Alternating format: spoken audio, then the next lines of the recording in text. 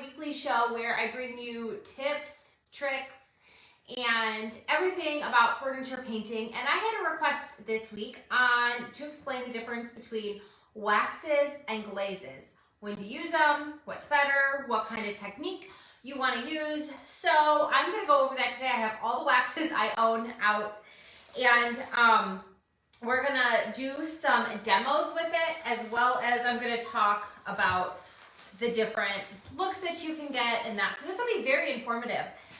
So those of you guys that are like, I don't know if I should use a wax or a glaze, this is the video for you. So the example I showed are these. These are like wall scones. And I have to tell you, I thought they were really cool beforehand, but I've had these for a really long time.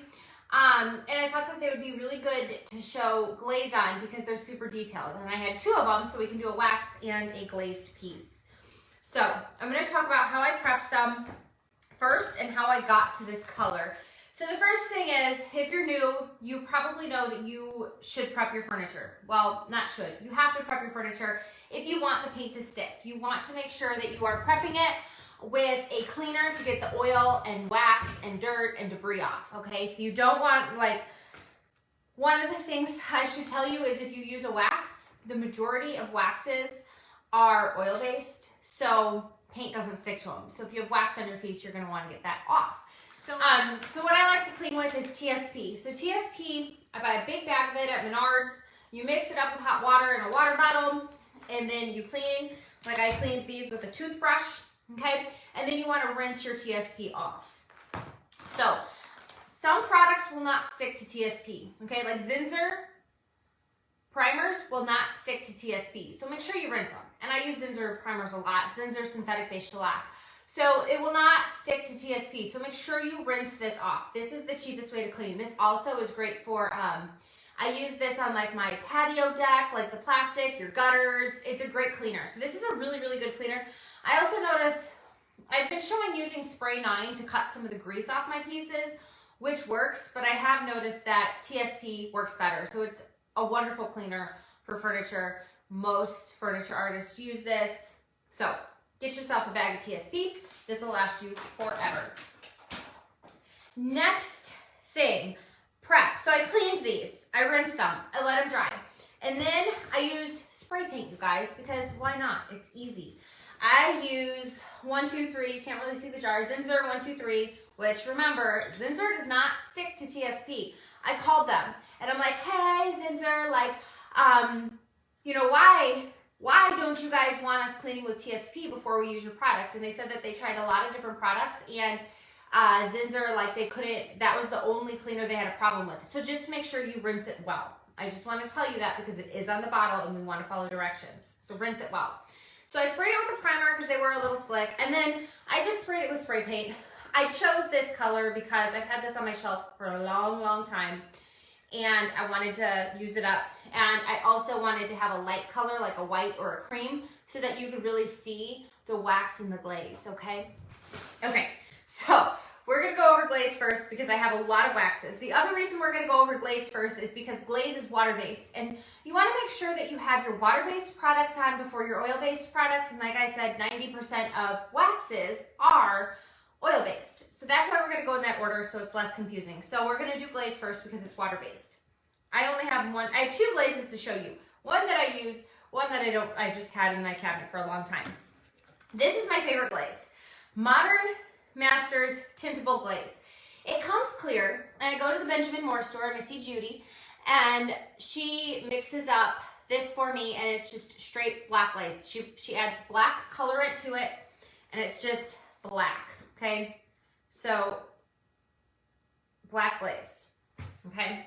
That's pretty much all I get there. And then Valspar, if you don't have a Benjamin Moore by you, you can use Valspar, and Valspar is clear, so you could turn any paint into a glaze. So this one is clear. I gotta smell it, see if it's the same. See if it's like, no, they're totally different. Anyway, this one you can add a paint to and do any color with. This is just one I had. This is probably one of the first jars I bought when I started furniture painting because it was just at Lowe's and I was just going and buying random stuff. This is, I would say, go to your, if you only have a Lowe's around you, this will work. If you have a Modern Masters, if you can get even just the Modern Masters clear base, which is what this comes as, I would say buy the Modern Masters. I like it better. 1 hour open time. So it has an open time and it is water-based. It's clear. I get it tinted. Okay, so let's go ahead and do a demo with the glaze. So one of the things I use 2 different things, and I'm actually going to do some of this demo on some cardboard.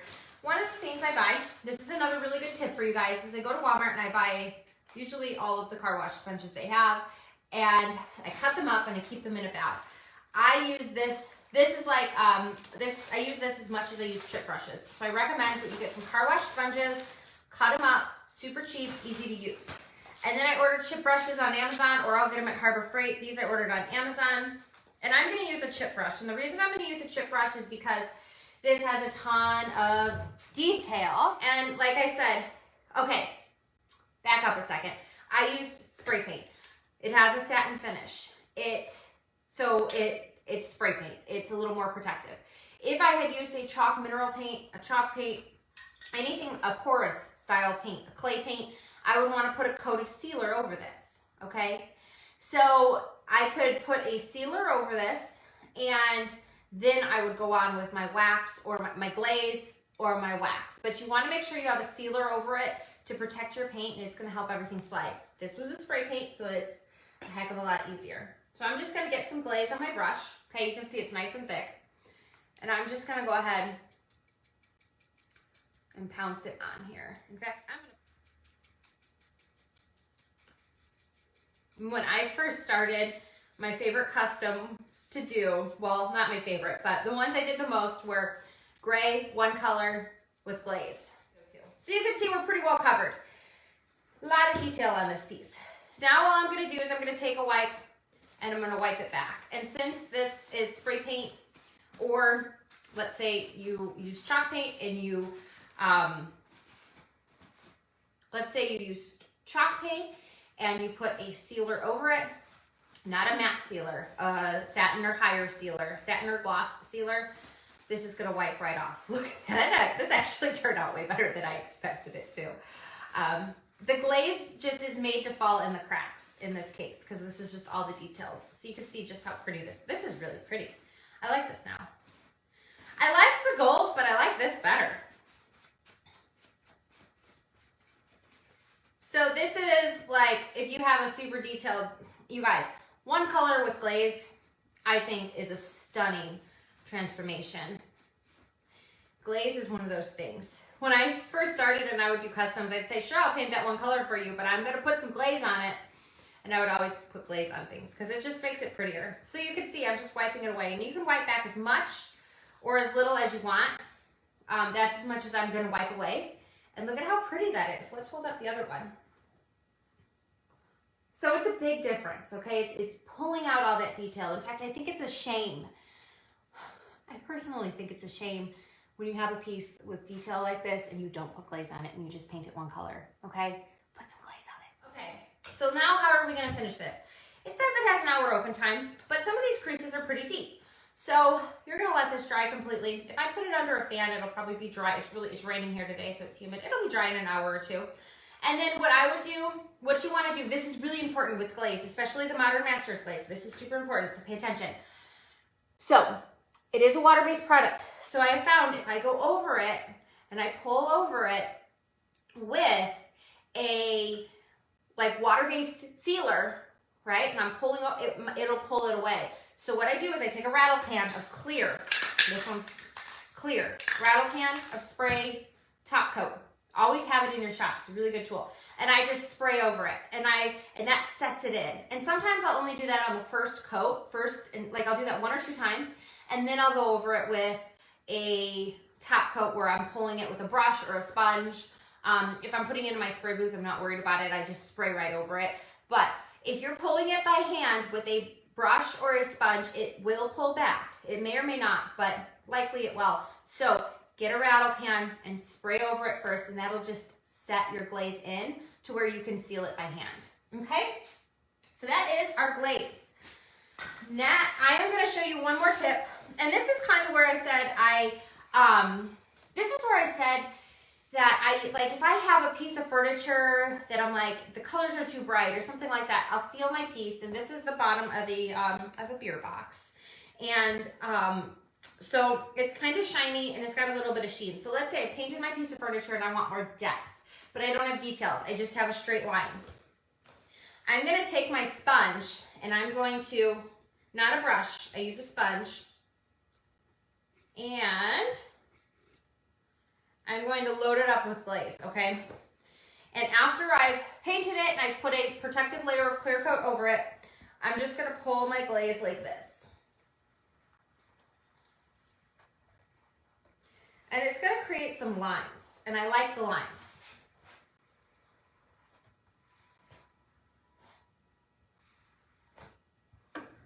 You see that?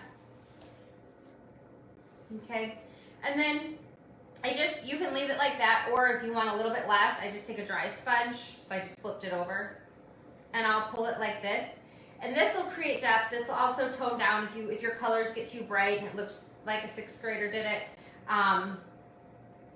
Then you can just tone it down with some glaze, which is one of my favorite techniques. I have a YouTube video on this. There you go. So see, you can really see the way that would create depth on the bottom of a beer box. But hey, listen, it works. This is the best demonstration I could give you because I didn't have any boards to paint. So for wax, same prep, same exact prep. I prefer to have that layer of like clear coat satin, or like I said, a spray paint so it's slippery on this. So waxes that I haven't opened some of these in a long time. So if you're at the store, your best wax that you're gonna find is Minwax. Minwax. I always smell my waxes, I'm sorry, I don't mean to be weird. So Minwax, you're gonna find this. It's probably gonna be the most affordable wax that you can find. It's a little bit harder than some other waxes that I've had. They came out with this wax a couple years ago, and this is a finishing wax as well. The purple label is more expensive, and I didn't find that I liked it much better, but I did find that it gives a matte sheen, where this gives a shiny sheen. So that's kind of the difference between these two Minwax waxes. The other kind you'll find at your department store or your Menards, Home Depot, Lowe's, whatever you go to, is dark wax. And my dark wax is really old. It looks like it's still gonna work fine. But anyway, this is brown, so it's more of an antique. It's not black. This is brown wax. It still has its place. I haven't used mine in a while. Minwax is good. It's not the best. It's good. It's not the best. But I do like their natural one. And the natural one, I don't know if I showed you the inside. It does dry clear, so don't be afraid because it says natural, but it dries clear for the most part. Okay, so we talked about Minwax. The next wax I have used recently is mud paint. And mud paint, I do like their wax. I feel like the more stink that a wax has, the better it is, frankly. And this one is clear, so I'd be more comfortable putting this over white. And this was really easy to use. It absorbed nicely and it buffed to a shiny finish. So waxes are oil-based. So you want to use waxes last. And you don't want to top coat over them because they are oil-based. With that being said, Dixie Belle, they have a water-based wax, and I worked with Dixie Belle for years. I pulled out their black wax. Now they have a water-based wax. When you use their wax, I would recommend using a clear coat first, and then using the water-based wax the water-based wax over that, and then it takes a long time to dry. Like it probably takes at least 2 weeks for it to dry. And that's why I always just go to the glaze because it's quicker. It's a lot quicker. And if I'm going to use a water-based product, I want it to dry in 2 hours versus 2 weeks. So, so that's kind of the difference. That's the only water-based wax I have discovered. I just wanted to bring that up because I've taught with that product for years, so I know a lot of you guys are familiar with it. So I just want to clear the air that is the only water-based wax that I have come in contact with. Everything else that I have is oil-based. So DIY has a great wax. I pulled out their white. Wax usually comes in clear, white, and black. Now you can also, if you did this with chalk paint, you could put clear wax over this really fast, let it dry for like 15 minutes, buff it off, and then you can go forth with your oil-based wax. But if you use that oil-based wax sealer, you don't want to use glaze because glaze is water-based. So just remember, water, oil. Oil is always, always last. So anyway, and also you can use that oil-based. So I could either have sealed this with a clear oil-based wax and used a black or brown or white oil-based wax over it, or I could seal it with a water-based sealer and use an oil-based wax over it. Does that make sense? Just make sure your oil is last. Okay, DIY wax, another really good wax. This one is the most natural and probably the safest to use. So if you want a really good wax that is like environmentally friendly, better for your health, DIY is the way to go for that. And then I'm excited to pull this one out. This one is from Nordic Chic. Okay, I've tried their paint just a little bit and I'm really liking their paint. But I gotta smell the wax, guys. You gotta smell your waxes. That's how you, oh, this one smells really clean too. It smells a lot like DIY wax. They smell similar. Anyway, that's how I tell the difference in my products. There's also colored waxes that companies have. So this is Authentico, and they sent this to me years ago, and they have different colored waxes. I don't find that they really give a lot of pigment. But you can just see that it's like a blue wax. I've used it. I haven't found, I guess I may not have used it in like the right way. I tend to go more for darker waxes. So let's use some wax. Which one do I want to use? I'm gonna use the Nordic Chic one. Because I haven't used it yet and I want to try it. All right. So we have black wax. I am going to use a chip brush. All right, so I'm going to load my brush up with quite a bit of wax here. And I'm going to do it the same way I did the glaze.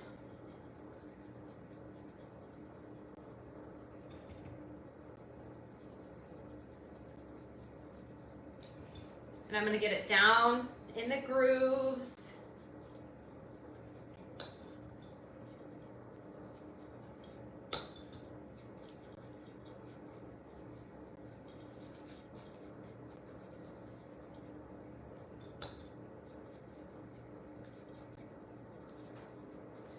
I'm using the Nordic Chic, which is an oil-based wax that has like no fumes. So if you're sensitive to smells, this is a really nice wax. I don't know, I like a good fumey wax, but this actually is kind of refreshing not to have to smell it. Okay, so that's our wax. Put my lid on. And the same exact process as the glaze, we're going to wipe it back.